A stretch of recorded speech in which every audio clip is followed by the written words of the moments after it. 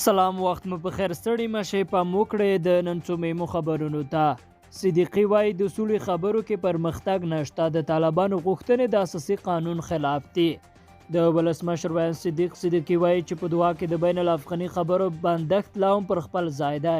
او په دې برخه کې پرمختګ نه دی شوی نوموړي نن په کابل کې وی خبري ناستې ته ویلي پرمختګ ځکه نه دی شوی چې د طالبانو غوښتنې د اساسي قانون خلاف دي هغه د غرض د جنیوا کانفرنس ته پیشري ویلي یا د ناسته کې نړیواله ټولنه په یوه خوله د طالبانو لخوا تاوتریخوالی محکوم کړ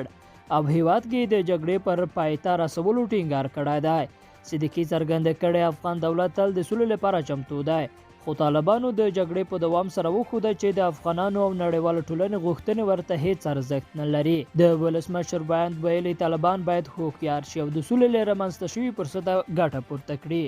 بلخوا آلمان له کندوز ولایت د خپلو سرتیرو د ایستلو خبر ورکړی دی په افغانستان کې د میشتو آلماني ځواکونو له لوري په خپره شوې اعلامیه کې راغلي چې دوی په کندوز کې د افغان ځواکونو د ملاتړ لپاره د سلو په شاوخوا کې سرتیري لرل او اوس یې پرېکړه کړې چې دغه سرتیري به له یاد ولایت وباسي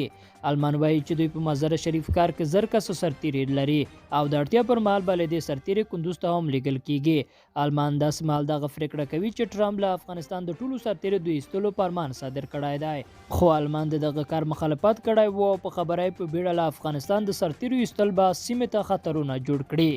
او د بامیانو پرونی پیکه کې غبرګو چاودنو 4 کسانو ته مرګ ژوبله اړولې ده په بامیان کې ځای چرواکي وایي د 2 ځای پر ځای شویو ماینونو د چاودنې له امله 14 کسه وژل شوي دي